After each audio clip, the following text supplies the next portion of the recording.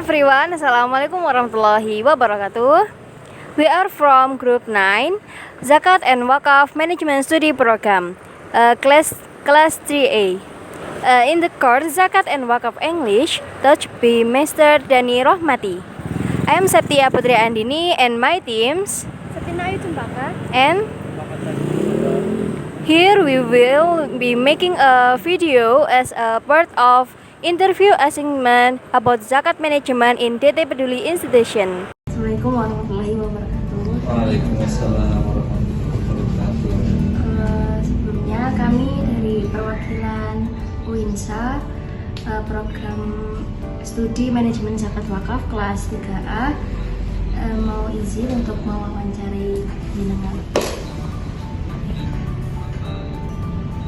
Sebelumnya dengan Bapak Aris. Pak Aris dan kami dari kelompok 9, saya sendiri dengan Septia Putri Andini dan rekan saya Septina Ayu Cempaka dan juga Matra Jati Soba.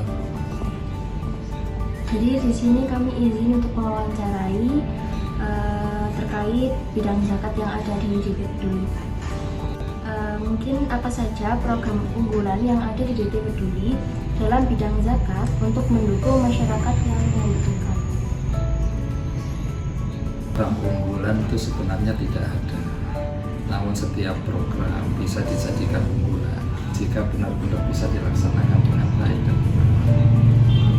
Jadi program zakat itu disalurkan kepada 8 asnaf. Masih ingat 8 asnaf itu apa? Apa coba? Fakir, miskin, amil, gharib, ibnu sabil, fisabilillah, mu'alaf, rikob. Mu'alaf rikob itu kayak diri. Juga bapak sebenarnya semuanya terjawab. Ya, 8 asnaf itu menjadi prioritas kami untuk bisa menjadi target sasaran mustahik mereka mendapatkan bantuan dari lembaga zakat, dari dana zakat. Karena dengan dana zakat ini kita bisa memakmurkan umat, kita bisa menolong orang-orang yang du'afa dengan kategori 8 asnaf kemarin. Tadi itu menjadi yang awalnya mereka ini dibantu atau ditolong dengan dana zakat, mereka bisa menjadi orang yang menolong, yang awalnya pasif menjadi aktif, yang awalnya diberi bisa menjadi memberi. Itu yang menjadi panduan kami untuk bisa menyalurkan dana zakat. Ya. Nah, di DP Peduli ini ada beberapa program. Yang pertama adalah program tahfidz Quran, beasiswa tahfidz Quran. Program ini bergerak di bidang dakwah. Karena banyak sekali anak-anak di sekitar kita ini masih belum bisa ngaji. Ya, ada yang bisa ngaji, namun mereka ini setelah mereka ngaji sudah bisa juz 30, lulus juz 30 atau lulus SD, sudah nggak pernah ngaji lagi. Sudah masuk SMP-nya negeri, kemudian teman-temannya udah jarang ada yang ngaji, udah nggak mau ngaji lagi. Nah, terkait kadang ada yang karena biayanya nggak mampu untuk bayari guru ngaji, atau mereka jauh dari tempat PG dan lain sebagainya. Nah, di situ kami bergerak, khususnya orang-orang yang du'afa tidak mampu untuk belajar ngaji, untuk memberikan beasiswa kepada santri-santri yang benar-benar mereka mau belajar Al-Quran. Syaratnya sederhana, mereka harus benar-benar sungguh-sungguh untuk belajar Al-Quran, mulai dari tahsin dengan memperhatikan tajwid sampai menjadi tahfidz. Untuk menjadi tahfidz tidak harus lancar ngajinya dulu. Yang penting secara tahsin mereka sudah bisa bisa lanjut ke tahfidz. Dan menjadi tahfidz juga tidak harus menunggu mereka sudah dewasa. Sejak kecil mereka sudah bisa kita ajarkan tahfidz, juz 30 khususnya ya. Makanya sekarang di lingkungan SD Islam ya, SD Islam baik swasta maupun negeri ibtidaiyah itu banyak sekali program-program ekstrakurikuler. Di sekolah SD sama SMP itu ada program tahfidz ya. Itu sampai segitunya kita ini memperhatikan mereka supaya mereka ini bisa ngaji ya. Artinya dengan program tahfidz ini paling tidak minimal mereka bisa melakukan atau menjadi imam sholat ya. Supaya sholat itu enggak isoe Al-Fatihah karo Al-Ikhlas ya. Al-Fatihah mari ngono, setelah Al-Fatihah kulhu, mari kulhu inna atoina, berkait inna atoina al-asr.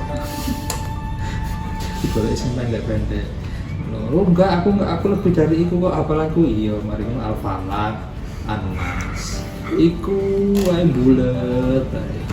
Paling enggak hafalannya biar enggak itu aja ya. Paling enggak ada at-tariq, al-zalzalah, al-qiyamah dan lain sebagainya ya. Masih banyak. Dan supaya mereka ini kelak bukan hanya hafal juz 30 saja, tapi semoga bisa menjadi generasi penerus hafal Quran 30 juz. Itu terkait dengan program tahfidz. Yang kedua di program ekonomi. Di program ekonomi PT Peduli ada program gerobak unggul. Ya, gerobak unggul kami memberikan bantuan modal usaha dan juga gerobak kepada mustahik yang mereka secara ekonomi masih di bawah kategori miskin, yang sebelumnya sudah punya usaha namun mereka hasil usahanya, pendapatannya masih di bawah pengeluaran ya, artinya masih lebih banyak pengeluarannya dari pendapatannya, dan mereka butuh pasar, butuh penampilan dari usaha. Jadi kami berikan bantuan gerobak dan juga usaha, modal usaha. Bukan hanya sekedar itu, kami juga memberikan pembinaan bagaimana cara memproduksi produk dengan higienis, halal, barokah, baik, terus kemudian halal dari segi belanjanya, halal dari segi produksinya, halal dari segi bahan-bahannya, halal dengan cara bagaimana memperlakukan orang lain atau pembeli dan lain sebagainya.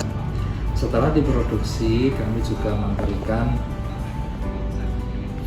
pembinaan terkait dengan motivasi, sebagaimana Rasulullah memberikan contoh-contoh bagaimana berbicara dengan orang lain dengan jujur, ikhlas, tawadhu. Dan seperti yang kita tahu ya, di pasar ini kalau ada hadisnya, tempat yang paling dikunjungi banyak malaikat adalah masjid ya. Tapi tempat yang paling banyak dikunjungi oleh setan adalah pasar. Nah, kenapa pasar? Karena banyak sekali muamalah atau transaksi jual beli itu transaksinya banyak kebohongan terkait dengan apa yang disampaikan tidak sesuai dengan realita. Walaupun itu tidak ada pengaruhnya dengan produknya, tetapi banyak sekali yang sampaikan kebohongan. Contoh kayak ini, apa ini namanya? Wis di sini. Sorry ya Mbak ya, wis dicubus ya. Oh, ini kok bocor Mbak? Nah, ini contohnya ini aja ya. Ini ditawar berapa ini? Ditawar 5.000 contohnya gitu. Nah, ditawar 5.000 padahal ya ini harganya 7.000. Nah, terus kemudian bilangnya gini, wah, kulaane gak sampai, kulaane gak oleh samu, kulaane gak oleh rego sakmono. Biasanya kan ada kayak gitu ya. Gak oleh Bu, kulaane gak oleh sakmono Bu. Nah, sekolahan gak oleh sakmono bener tak kayak ngomong kayak gitu. Kalau seandainya gak oleh sakmono beneran ya berarti ya nggak perlu menyampaikan hal seperti itu. Tapi kalau seandainya ternyata dia bohong, hasilnya dia dapat harga di bawah pulakannya segitu, meskipun harganya dapat untung, dia harus ngomong jujur ya. Terus kemudian contohnya beli apa sekarang itu yang barangnya enteng kayak kerupuk tapi harganya mahal, makanan apa coba? Rumput laut ya, belinya enteng kan, tapi harganya mahal ya, harganya mahal, ditawar harganya lebih rendah, terus kemudian yang jualan bilang gini, gak boleh bu ditawar ini, sampai dewi lek umpamane jualan kayak gini sampai belum nyelam neng laut deh, belum kok neng sampai kok neng laut deh sampai kelelep kok sampai ditolong ke tim sat biayanya biro. Nah, sampai ngomong kayak gitu kan nggak mungkin penjual itu bener-bener dia ke laut beneran, pasti kan dia pulakan dari tempat lain, tapi dia ngomong sampai harus ke laut dan lain. Artinya kan banyak penjual yang membuat cerita-cerita itu sebenarnya dengan berita-berita bohong. Jadi bagaimana kita bisa membuat motivasi dari cara berniaga Rasulullah, dan juga selain itu diberikan pembinaan untuk pengelolaan keuangan.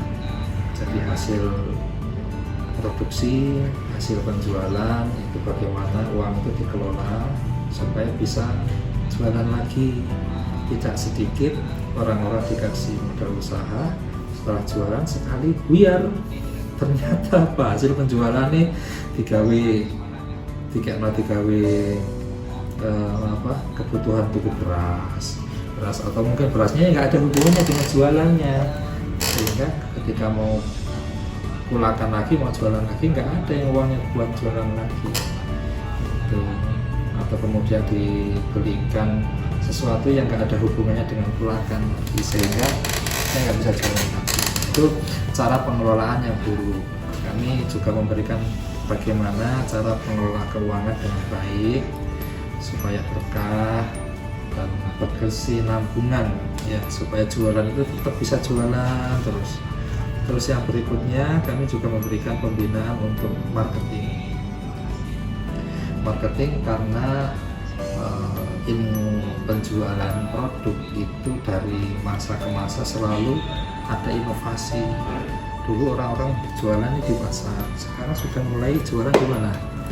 Online, toko online. Toko online ini apa ini? Pakai apa ya? Di Sake, Tokopedia, mana? TikTok Shop. TikTok Shop ada ya? Oh, ada lagi apa? Terus apa mas? Agak tahu toko online. Ya, apa lagi? Jadi kita juga harus tahu melek digital, mengajarkan mereka supaya jualan itu bukan hanya sekedar jualan nunggu di pinggir jalan nunggu customer datang, tapi juga kita memberikan pelatihan digital. Terus ada lagi kita juga memberikan program beasiswa untuk adik-adik yang kekurangan biaya untuk membayar biaya sekolah, baik itu SPP maupun mahasiswa itu SKT apa namanya, UKT ya, UKT ya. Nah itu jadi memberikan beasiswa kepada adik-adik yang khususnya sampai mau putus sekolah supaya mereka belajar lagi dan lain sebagainya. Sekarang kalau banyak sekali di Surabaya ini, khususnya di sekolah swasta, mereka ini terpaksa masuk sekolah swasta karena tidak bisa sekolah di sekolah negeri, terkendala dengan yang pertama nilai, yang kedua terkendala tentang zonasi, sehingga terpaksa masuk sekolah swasta, biayanya tinggi, terus SPP nunggak, ada yang sampai nggak sekolah, putus sekolah sampai segitunya. Di sini kami di DT Peduli memberikan beasiswa untuk mereka supaya mereka tetap bisa kembali sekolah. Ya, walaupun nilai beasiswanya itu tidak penuh 100%, ya, tapi mereka cukup terbantu, tidak full bayarnya, tapi cukup terbantu dari situ. Ya, kenapa tidak diberikan 100%? Supaya ada ikhtiar dari mereka untuk berusaha setiap bulan. Hidup itu memang butuh ikhtiar gitu ya. Kalau hidup itu juga gratis terus, akhirnya pikiran mereka ini mindsetnya bahwa hidup ini gak perlu bayar apa-apa. Ya, akhirnya nanti ketika mereka sudah lulus, mampu aku repot-repot sibuk-sibuk ngoyo-ngoyo aku kerja. Pada akhirnya selama itu aku yo mangan yo wis oleh, sekolah yo wis oleh, wis iso, seolah-olah kayak gitu. Seperti itu. Jadi kita juga memberikan pembinaan khususnya anak-anak muda supaya mereka ini tidak terjebak dalam beberapa masalah anak-anak muda, masalah remaja, masalah kriminalitas, masalah pinjol, dan masalah yang lain. Apa biasanya ada ya anak muda yang sampai judol ya, ada pinjol aja, ada judi online. Anak-anak muda biasanya judi online, orang tua biasanya pinjol. Nah, supaya mereka tidak terjebak sana. Nah, banyak sekali sekarang yang awalnya segitu sehingga mereka ini stres, akhirnya minum-minuman keras, mabuk-mabukan. Makanya sekarang ya, kemarin kan ada ini berita di tol mana itu, Cibalenyi, Cipularang. Nah itu yang sampai kayak gitu. Biasa kalau nggak salah itu karena sopirnya mabuk gitu. Ya terus sebelumnya kan ada juga yang truk sampai nabrak di Bekasi sampai Tangerang itu kan ada ya, lihat beritanya? Enggak. Yang truk nabraki mobil, nabrak sepeda motor sampai mulai dari Bekasi sampai Jakarta itu 1 minggu yang lalu itu sampai segitunya, dan yang nyopir mabuk mereka ya karena itu sudah terbiasa mabuk. Kalau ada masalah diselesaikan dengan menghilangkan masalah dengan mabuk. Nah, kita menghilangkan kebiasaan-kebiasaan itu ke anak muda supaya mereka ini semangat belajarnya. Itu bagaimana mekanisme atau alur pengelolaan zakat di DT Peduli mulai dari pengumpulan hingga distribusi zakat. Baik, bismillahirrahmanirrahim. Dimulai dari assessment melalui survei, melalui tahap observasi dan wawancara dengan stakeholder dan dengan desa yang terkait. Apakah di situ ada PM yang layak dibantu? Kemudian setelah di assessment disampaikan kepada tim marketing atau tim fundraising, tim pengumpulan dana. Setelah mereka mengajak kepada donatur, para muzaki yang mereka untuk berzakat untuk mengumpulkan dana. Setelah dana terkumpul, kemudian kami kelola sesuai dengan peruntukan masing-masing, dengan program masing-masing, dengan hasil asesmen yang ada. Hasil asesmen ini, ini sesuai dengan penerima manfaat, cocok untuk program ekonomi. Yang ini cocok untuk program dakwah. Maka kami sesuaikan dengan program yang ada, sesuai dengan kebutuhan masing-masing, sesuai asesmen tadi ya. Nah setelah itu kami distribusikan sesuai dengan program yang cocok, distribusikan kepada mustahik, baik itu secara pendistribusian maupun pendayagunaan. Lanjut ke pertanyaan yang ketiga. Apa saja kendala atau tantangan yang sering dihadapi oleh DT Peduli dalam pengelolaan dan penyaluran zakat? Biasa yang dialami oleh DT Peduli, yang pertama adalah kebanyakan dari penerima manfaat ini tidak mau dibantu dengan berupa program. Pengennya mereka dibantu dengan uang, ya, dibantu dengan uang.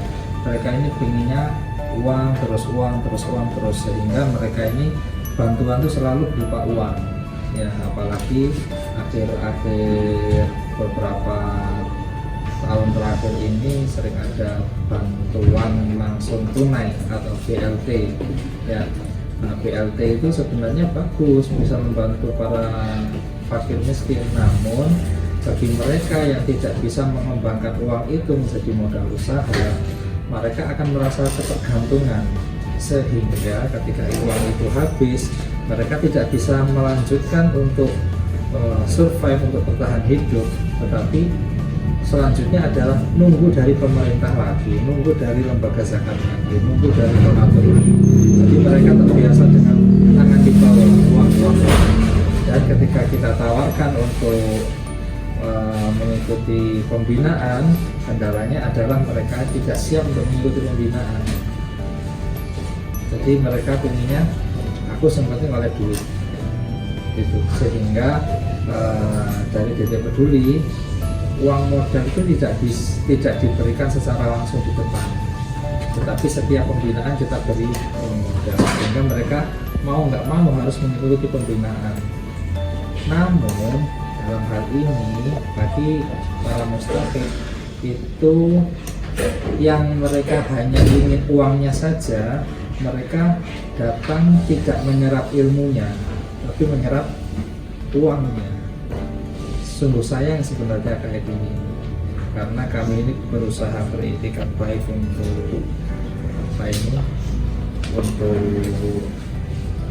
membantu mereka, namun mereka pengennya dibantunya bukan berupa program. Mereka tidak belajar untuk mandiri, walaupun tidak semuanya ya ada, tapi memang mereka sudah bahasa mahasiswa terhegemoni ya. Terhegemoni, tahu nggak? Mereka sudah terbiasa dengan hidup uang dan uang, sehingga ketika ada uang mereka bingung cara menghabiskannya. Mereka arahnya ke judi online, ketika judi online pergi arahnya ke pinjaman online dan sebagainya. Tantangan yang kedua adalah di Jawa Timur ini potensi zakat yang bisa diserap secara keseluruhan adalah 36 triliun. 36 triliun kira kalkulator samanya nyampe enggak? Nah, 36 triliun. Namun saat ini masih baru bisa terserap kurang lebih 5-7 triliun secara Jawa Timur. Artinya potensi zakat di Jawa Timur ini sangat besar. Kenapa belum bisa terserap? Karena kurangnya kesadaran warga negara atau masing-masing individu untuk mengeluarkan zakat. Ya, sebenarnya mereka ini ketika masih punya uang sedikit, mereka nggak merasa ini wajib zakat. Tetapi ketika mereka tidak membiasakan diri untuk sedekah, ketika mereka uangnya sudah numpuk, sudah besar, sudah punya pekerjaan, bahkan pegawai negeri dan lain sebagainya, itu mereka untuk berzakat itu sudah zakat tidak, yang penting bayar pajak gitu sih. Sehingga kalau di pegawai negeri langsung dipotong gajinya untuk zakat oleh Basnas, itu yang pegawai negeri. Bagaimana dengan pengusaha swasta? Banyak juga kan pengusaha swasta yang mereka membangun gedung-gedung mall, terus kemudian membuat usaha-usaha baik itu offline maupun online, itu masih banyak sekali potensinya. Jadi tantangannya adalah kita bukan mengajak mereka, menyuruh mereka untuk mengeluarkan zakat, tetapi mengedukasi mereka untuk sadar zakat sebagaimana yang diperintahkan Allah dalam surah Taubah, masalah ya, itu Nabi Musa diperintahkan Allah untuk menyuruh Fir'aun yang menjadi ayah angkatnya itu suruh membayar zakat. Bayangkan ya, nyuruh seorang raja membayar zakat tapi dengan orang sadida, dengan kata-kata yang lemah lembut. Bisa sampai menyuruh wong sangar ngono terus kemudian Pak bayar zakat, tapi assalamualaikum Pak sadar zakat itu dengan kata-kata yang lemah lembut. Artinya itu yang kami ingin terapkan juga, mengedukasi setiap orang, khususnya para muzaki, untuk sadar zakat ya. Karena banyak sekali zakat-zakat yang sudah satu nisab tidak ditunaikan. Itu tantangan, kendala dan tantangan. Pertanyaan yang terakhir, mungkin bagaimana sih DT Peduli itu menjalin hubungan dan membangun program yang relevan untuk menarik minat generasi milenial dalam berzakat atau berkontribusi melalui DT Peduli sendiri? Tak mudah, generasi milenial sih kayak apa sih coba? Kan Mbak? Kalau itu kalau setahu saya tuh mungkin kayak generasi sekarang itu kebanyakan pada yang udah pada lebih ke kayak mager kayak gitu kan Pak.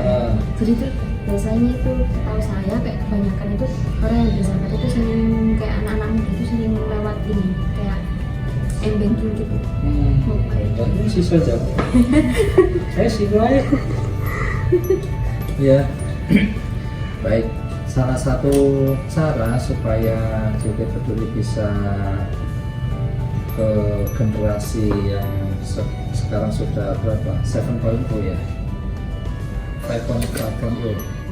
Sekarang sudah era digitalisasi yang saat ini sudah banyak sekali transaksi non tunai ya, ada yang transfer pakai mobile banking, ada yang pakai kris ya, ada yang pakai kris. Jadi begitu juga dengan zakat dan infak sedekah, itu semuanya dipermudah, tidak harus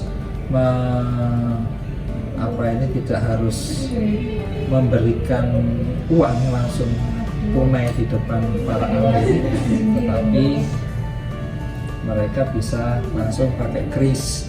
Kris kan langsung di scan di Instagram ini langsung otomatis ke transfer ya, langsung otomatis ke transfer. Karena kris ini bukan hanya di transaksi infak sedekah zakat saja, tapi juga di transaksi jual beli juga sering pakai kris ya.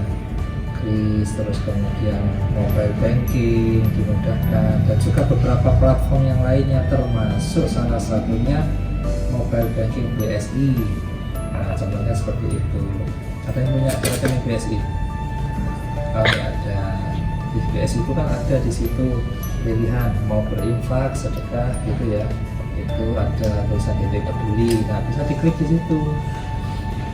Nah, nanti masuk ke rekening DT Peduli. Terus kemudian juga di tempat-tempat yang lain yang memudahkan kita untuk bisa berzakat, kerjasama dengan beberapa majelis taklim dan komunitas anak-anak muda itu supaya mereka lebih mudah. Jadi dikoordinasi, dikumpulkan dalam satu komunitas, dan ketika kajian mereka mengumpulkan untuk dititipkan kepada DT Peduli. Terus yang terakhir itu dengan platform crowdfunding. Crowdfunding itu adalah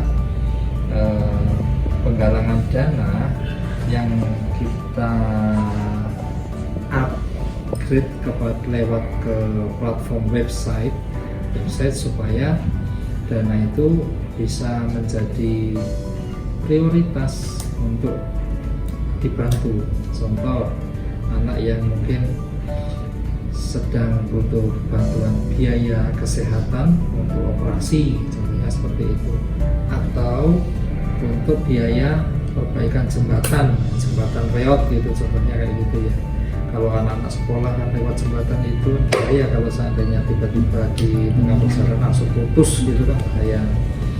Sehingga kita sampaikan lewat website, kita up ke tiap hari ke donatur dan para muzaki supaya mereka juga bergerak hatinya gitu. Kurang. Ayo tambahin lagi anak muda generasi milenial. Apa lagi? Apa Mbak? Konten-konten gitu Pak, terus di share ke TikTok, nanti kan terusnya banyak, mungkin bisa Menarik banget. Nah, itu sih aku kayak senjawa begini. Karena, ayo Mbak, ya apa Mbak? Tadi sudah ya? Oke. Ya, ayo Mas apa?